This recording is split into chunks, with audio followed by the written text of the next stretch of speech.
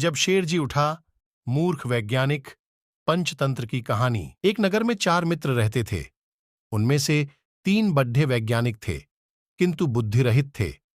चौथा वैज्ञानिक नहीं था, किंतु बुद्धिमान था। चारों ने सोचा कि विद्या का लाभ तभी हो सकता है यदि वे विदेशों में जाकर धन संग्रह करें। इसी विचार से वे विदेश यात्रा को चल पड़े। कुछ दूर जाकर उनमें से सबसे बड्ढे ने कहा, हम चारों विद्वानों में एक विद्या शून्य है, वह केवल बुद्धिमान है। धनोपार्जन के लिए और धनिकों की प्रसन्नता प्राप्त करने के लिए विद्या आवश्यक है। विद्या के चमत्कार से ही हम उन्हें प्रभावित कर सकते हैं। अतः हम अपने धन का कोई भी भाग इस विद्याहीन को नहीं देंगे। वह चाहे तो घर वापस चला जाए। दूसरे ने इस बात का समर्थन किया, किंतु तीसरे ने कहा, यह बात उचित नहीं है। बचपन से ही हम एक दूसरे के सुख दुख के सहभागी रहे हैं।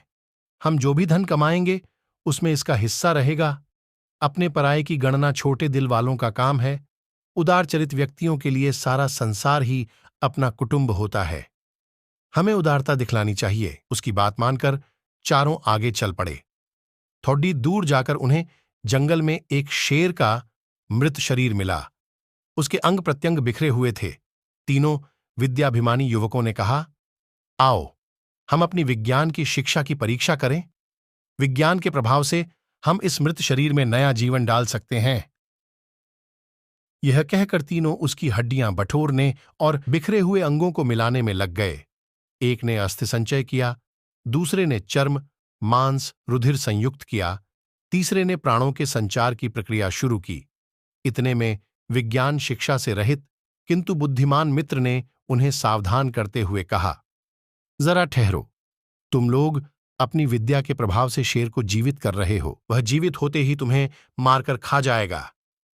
वैज्ञानिक मित्रों ने उसकी बात को अनसुना कर दिया। तब वह बुद्धिमान बोला, यदि तुम्हें अपनी विद्या का चमत्कार दिखलाना ही है तो दिखलाओ, लेकिन एक क्षण ठहर जाओ, मैं वृक्ष पर चढ़ जाऊं। यह कहकर वह वृक्ष पर चढ़ गया। इतने में तीनों वैज्ञानिकों ने शेर को जीवित कर दिया। जीवित होते ही शेर ने तीनों पर हमला कर दिया। तीनों मारे गए। अतः शास्त्रों में कुशल होना ही पर्याप्त नहीं है। लोक व्यवहार को समझने और लोकाचार के अनुकूल काम करने की बुद्धि भी होनी चाहिए। अन्यथा लोकाचारहीन विद्वान भी मूर्ख पंडितों की तरह उपहास के पात्र बनते हैं। मुख्य पृष्ठ। संपूर्ण पंचतंत्र की कहानियां। मुख्य पृष्ठ। संपूर्ण हिंदी कहानियां।